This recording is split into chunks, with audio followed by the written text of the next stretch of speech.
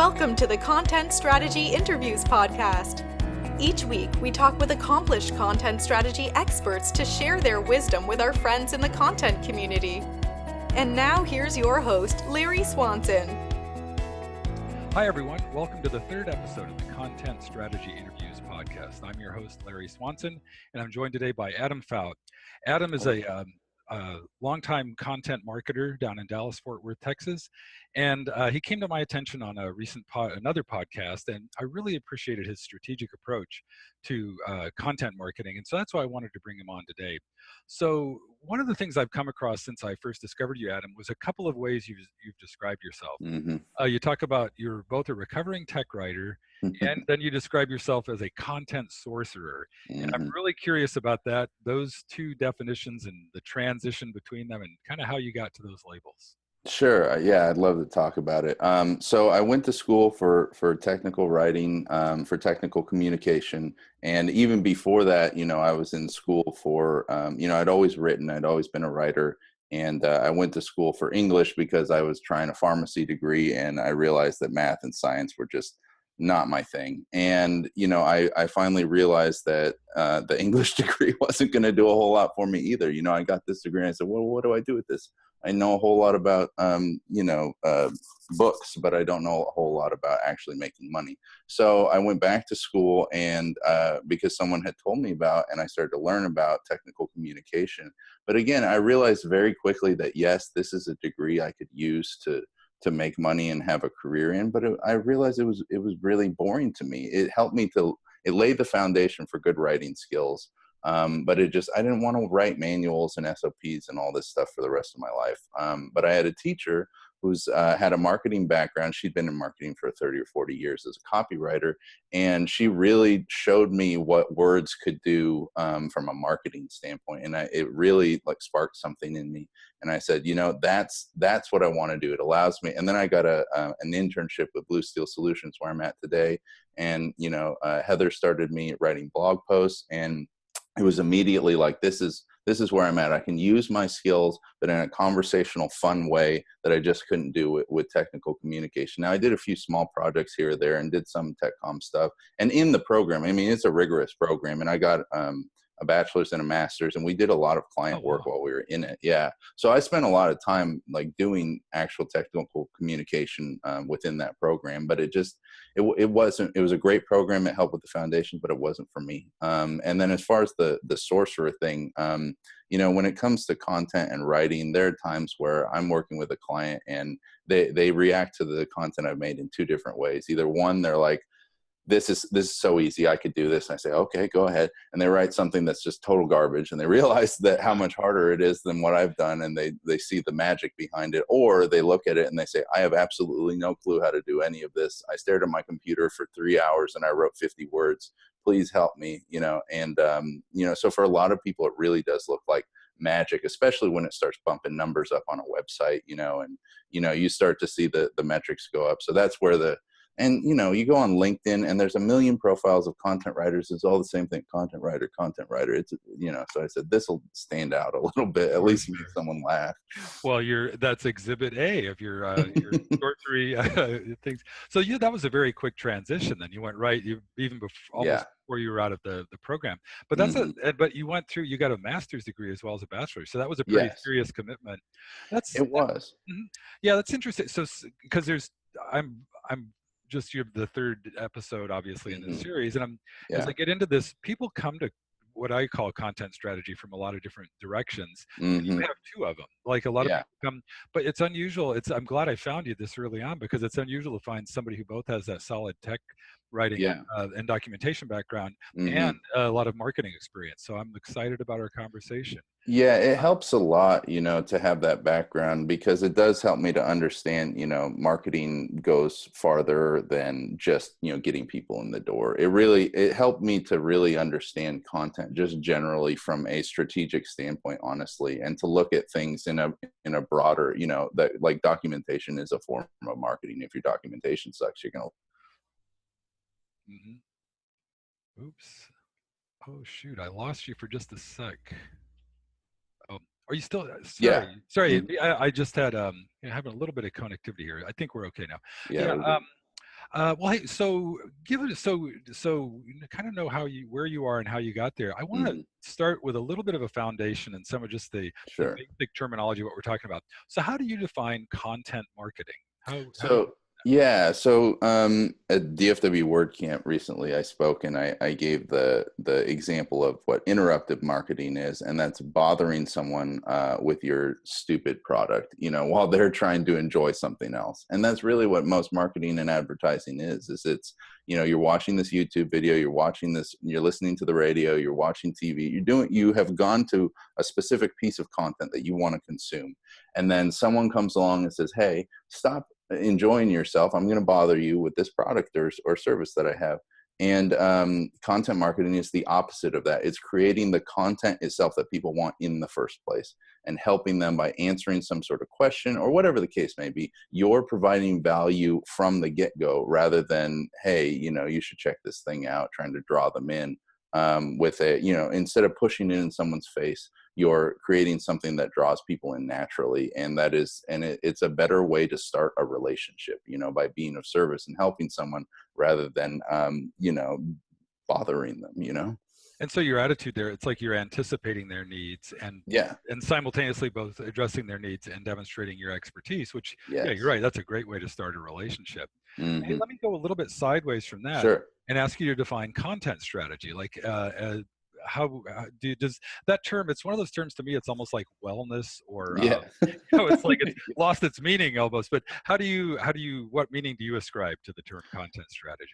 So content strategy, you're right. I mean, it's a really big umbrella term, but I mean, it is, generally speaking, setting some goals, some short-term and long-term goals for what you want your content to do for your business. And then the tactics would be, here are all the different things that we're going to do to achieve those goals. And so it's so broad because every business is different, so the content strategy that I'm going to do is going to look way different from someone who's selling nursing products, or someone who's got a few coffee shops in a small town. It's a strategy of here is what we want to accomplish, and here's kind of the broad general direction that we're going to go in. And then you go in and you pick your tactics and say, we'll do this, and that'll help us to achieve those goals. Right, and like any strategy, it must be a lot easier to pick and choose and implement the tactics with Yes. a good strategy. Now, Exactly. let's combine those two. And how would you define? Because I've started doing this. Anytime I hear something, I'll just go content blank strategy. So content Right. marketing strategy. Yeah. And that I can kind of infer it from everything you've just said. But do you obviously take a strategic approach to your content marketing? But are there Yeah. unique things to like crafting a marketing campaign or a marketing Hmm. initiative of any kind, as opposed to other kinds of applications of content strategy? Yeah, because content is so broad. I've got my website content, right? And then my content marketing has nothing to do with my about page, right? Or my home page or all that. So that's one form of content that I'm forming a strategy around, is that the static content on my website. And then I'm going to have another form of content marketing strategy for stuff like, and it's so broad, but blog posts or ebooks, white papers, lead magnets, stuff like that. Other types of content, video, audio, like what we're doing now. But then there's other types of content as well, like documentation. What's my strategy for if I have a service, I need a real strategy behind not just my documentation, but help and FAQs and all that kind of stuff. So there are all these different forms of content. Is such a broad term, and so you really need to think of how am I going to make all these things work together to to draw clients in, to inform clients, to retain those clients, right? That's a big thing that content marketers often miss. They're all about bringing people in. It's like, we need content to get traffic on our website, dang it. And they get all this traffic and they have no idea what to do with it, and then they're like, oh, I'm losing all these customers. I don't know why. Well, because your documentation sucks and nobody wants to stay with your service because nobody knows what to do once they get there. So I feel like I've gone off topic from the question. No, but actually, no, and I want to kind of, but I do want to circle back a little bit on something Sure. you're saying, because you work in an agency, so I assume that most of your work is client work, right? Yes. You're working, Yes. and a lot of what you're talking about would have to do with like training Hmm. and sort of getting a feel for like the capabilities of an organization, like Yes. like to what extent, like if you're going to have like some consideration given of like how the documentation, the Right. technical documentation supports customer service and how that Hmm. fits in with the brand and the market, the whole marketing thing. I can see Yes. how how do you work across what scale are you usually working at? Are these small to medium businesses, Yeah, businesses, or yeah, they're small to medium, mostly small to medium, and in a lot of cases, they've got maybe one or two products, or they've got a service, they got a few brick and mortar locations, and the documentation is something that in a lot of cases doesn't come into play. But we do have plenty of people who have really extensive documentation, and at the size that we're at, all we can really do is give it, consult on that and just say, right?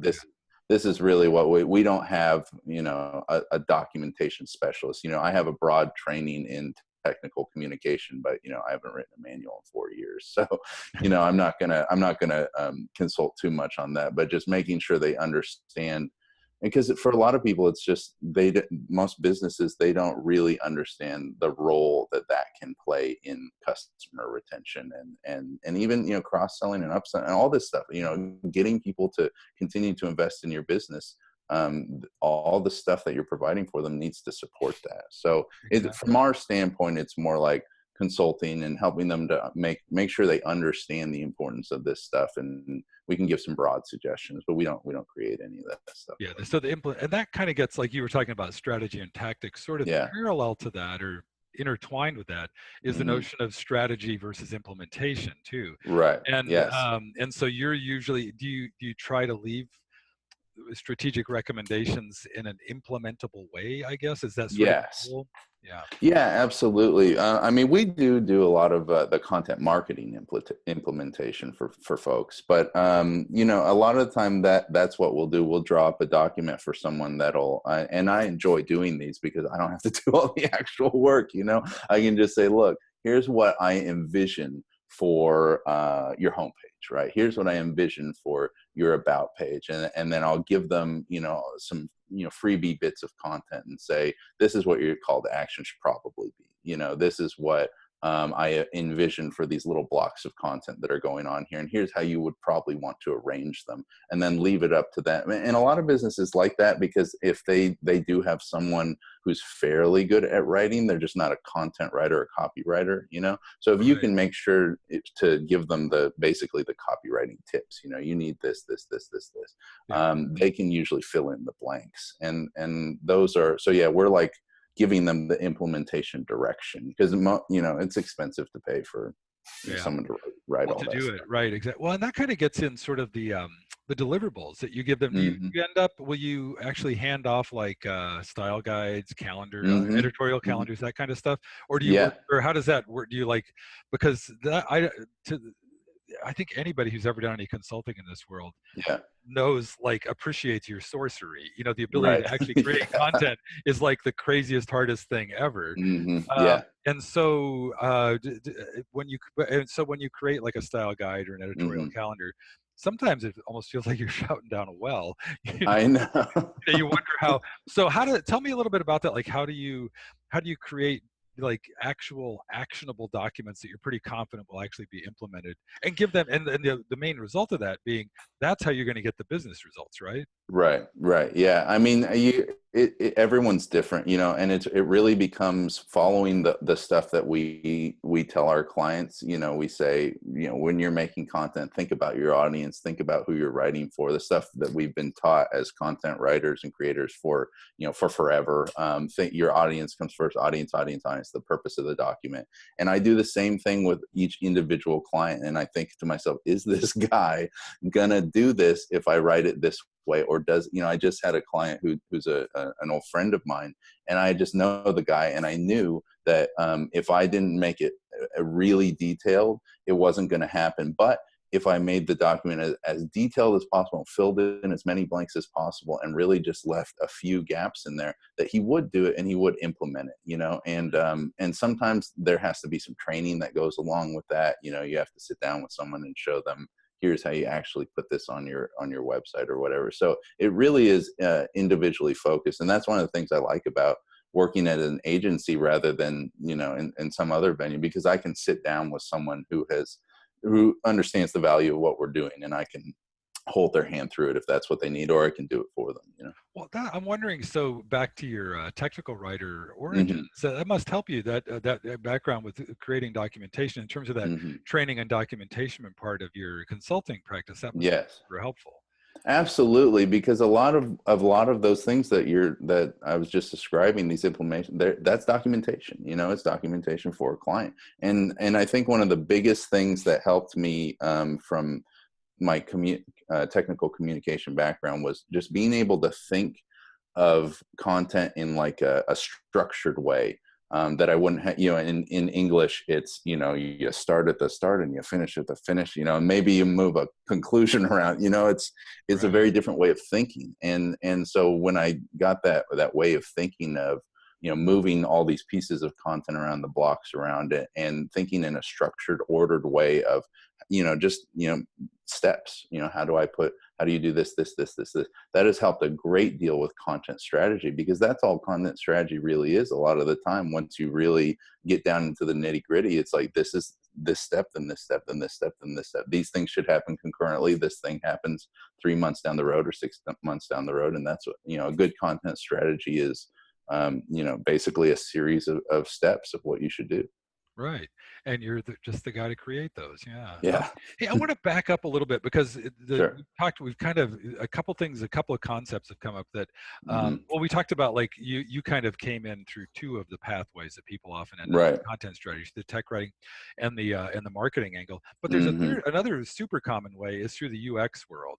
And in that Yes. world, they're big on things like a lot of the stuff you were talking about, like audience analysis. They would use like Hmm. personas. Yes. Do you ever take like a UXy approach to? Yes, you know, it's funny you mentioned that. I have another friend of mine who's in the same technical communication program, and she went the UX direction instead of, yeah, I went the marketing direction. She went UX. Maybe we'll circle back around at some point, but yeah, it was, we do that as often as we can. You know, the trouble with UX is it scales, it becomes expensive rapidly, you know, so you can do it up to a certain point, and then it's just like beyond, you need a specialist. But yeah, we do personas regularly. We push that a lot, especially on our clients. And you know, and even when we can't like sit down and make them watch, you know, like you know, someone going through their website or whatever the case may, or using a piece of content, I will try to impress that as much as possible in those implementation documents. Is think about your audience, think about how someone is actually using this, imagine someone using this. And you can get pretty far with some of these head games, I guess you'd call them, you know, without, when you can't really invest in the UX side of things. But yeah, personas are extremely helpful, and we make people put those together whether they want to or not.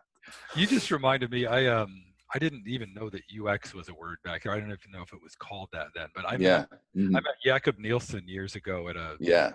20 years ago at a web Hmm. conference in San Francisco, and he was, you know, his company UI, user interface anyhow, Hmm. I was, you know, just to get him on the phone is like $1,000, and then it goes from Right. there. And so I went up to him afterwards and I said, hey, you know, like, if we're on a budget, I was working for a small startup at the time, had zero Yeah. budget. I said, how can I do some basic like user testing Hmm. without a budget? And he goes, just have 5 of your friends do the task you want them to do, Yes. and look over their shoulder and don't say a word, just watch them. Is Yeah. that, do you have things like that you do, or? Yeah, yeah, absolutely. One of the services that we provide, it's like our favorite thing to do sometimes, is we just do a complete like review of your content, your current marketing, and a complete analysis, a marketing analysis. And we look a lot at some, and that's some of the stuff we do. And generally in those recommendations, it's like boilerplate. At this point, we say, sit down and have your friends and your family look at this stuff and read it over and take notes. And a lot of the guides that we sell too, I put that in there, and I say, look, you know, you are too deep in this. You are never going to be objective.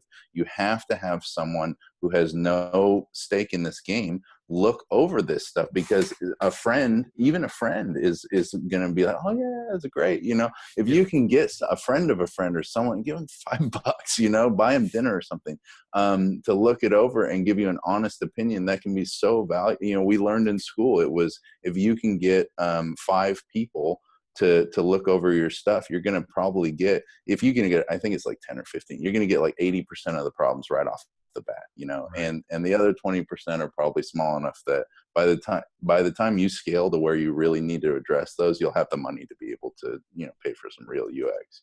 Yeah. Hey, I want to stitch another. Like, I think almost everything we've talked about at this point has been focused on the user and the reader and the Yeah. addressing their needs, and that's Hmm. like to my conception of content strategy. That's half the battle. The other Yeah. half is achieving your business goals. And Yes. in marketing, like you said something earlier about like, yeah, it's great you got that traffic. What are you going to do with it? You have a Right. plan once they get to the site. Hmm. So that kind of gets to, at the highest level, it's like whoever's writing that check for your consulting services or for whatever else it is that they're doing, Yeah. they're concerned about their return on that investment. Yes. How does that figure into your strategy and planning for your content marketing? Yeah, and I mean, when I look at these things, the way I look at it is, you're there number one because you want to achieve something for your business. The way you do that is, content marketing is one of the many ways you can do that, and it's a longer game, and it's a nicer way of doing things. But a lot of the time, content marketing on its own is not a great strategy. You need other types of traditional forms of marketing, or even just digital marketing methods to support that, and to get that content out there. So I think that if you are doing it solely from, the kindness of your heart, that's lovely, but I hope you have some other form of income, like you need to have, there's no point in doing this stuff if it's not supporting your business. You are a business, you're there to make money. That's why you exist, so there needs to be a clear way of going from, I'm creating this content, I'm doing these forms of marketing, to this is, whatever my business, this is generating sales on my website, this is bringing leads in that are actionable and that are making purchases down the road, this is performing for my business, and is not just something that's nice that I do and that maybe makes Google a little bit, nicer towards me. Right. Yeah, well, that I guess there's sort of this, like you were just saying, there's a lot of different ways to fulfill that objective of getting, Mhm. customers in line and in the door. Yeah. Um, and there's sort of like I've heard, there's the term inbound marketing that sort of Yeah. wraps up a lot of content marketing and SEO Sure. and SEM and other efforts. Um, do you?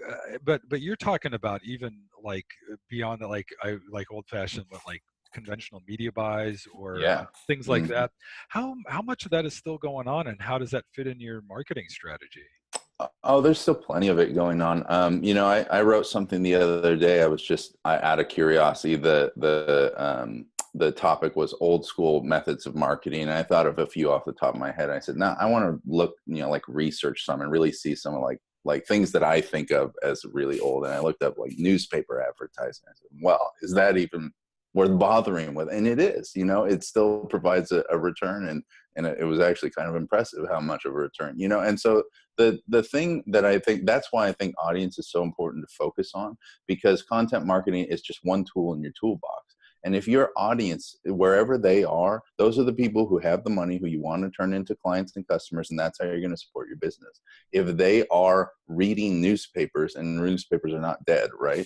Then maybe that's a place where it makes sense to spend some dollars. If they are listening to the radio, and we have millions of cars in this country and other countries that still have radios built into them, then that's maybe a viable form of marketing if that's going to reach your audience and be effective. So I love content marketing, but I am in no way married to it. I think that what you need is a viable marketing strategy that will often include content marketing as one of the pillars, but not the only thing that's driving traffic to your website and that's driving business. That makes probably gets you a lot of credibility with your clients as well if you're not Yeah. proclaiming yourself to be the be all and end all solution for Right. their to their marketing needs. Yeah, absolutely. Um, Yeah, well, God, I can't believe we're already coming up to 25, 30 minutes. Sure. I just want to, and I'll notice that we're recording this on the Wednesday before Thanksgiving, so I Yes. don't know if you have Mhm. to but anyhow, anything that I haven't brought up yet that you would love to share with the audience about your experience in content marketing or content strategy in general? I think the main thing that I really want to put across that I think a lot of people get, I think this is just marketing strategy in general, is that you can't let yourself get locked into a particular strategy, and you really need to be evaluating it as it goes on. A strategy is meaningless if you're not, looking for how well it's working, if you're not digging into your analytics and figuring out if this is the best way, if you're not optimizing. And it's just like going all the way back to like martial strategy on the field. If you have a strategy for how you're going to defeat your enemy, and then your enemy comes onto the field with a bunch of tanks you didn't know he had, that's a problem, and you're probably going to have to change rapidly the tactics you employ. So I think it's very easy for people to feel locked into a strategy because they've invested so much time into it. And I think that that's stupid. That's like sunk costs. It's very much like you need to, if it's not working, you need to pivot, and you need to be willing to cut those losses if they're not working, and to be looking for, hey, this is really working. Let's just dive into that and do that for a while, and not worry about these other things, because everything up until that point is theoretical. We have no idea how it's actually going to perform until you get in there and start doing it, and we see how the audience responds. Interesting. Yeah. So your top level strategy would be like stay on your toes. Yes. Yes, And exactly. and also one last thing about that, just nowadays everything happens so much, everything is on an accelerated timeline, everything happens Hmm. faster and more Yes. fundamentally, than we could have imagined. Like we didn't have Oh yeah, iPhones 10 years ago, and I know. things are still unfolding from that. um Hmm. I guess, how do you let's just finish up. How do you stay on your toes? Like, do you constantly study? Do you talk to other people? Like, how do you keep fresh and on your toes? Yeah, a lot of it is just studying and kind of keeping a finger on the pulse of these various, marketing industries and trends. And, I'm on a bunch of email newsletters for a lot of the publications in SEO and in marketing and stuff like that. And just kind of seeing what's going through the pipeline and how things are changing. But a lot of it really is just, I listen to what people are saying, and I'll ask people from time to time, what do you think of that? My poor long-suffering wife is probably my guinea pig, because I'll see her, you know, consuming some form of advertising. What do you think about that? How well did that work? And but yeah, I think that's the main thing is really being interested in and aware, and it's something that in some ways you can set it and forget it, but not very long. You have to be very willing to see what's going on and how things are changing. I mean, 10 years, like you said, 10 years ago, mobile marketing was not a thing, and now it's huge. So you really have to be on top of the trends. Yeah. Well, good. Well, that's what I'm trying to do with this podcast. So I hopefully Yeah, hopefully you're enlightening some people today. Well, thanks so much, Adam. I really appreciate you taking the time. absolutely. And yeah, so I'm going to wrap it up here. Thank you for listening. Tune in next week for another content strategy interview.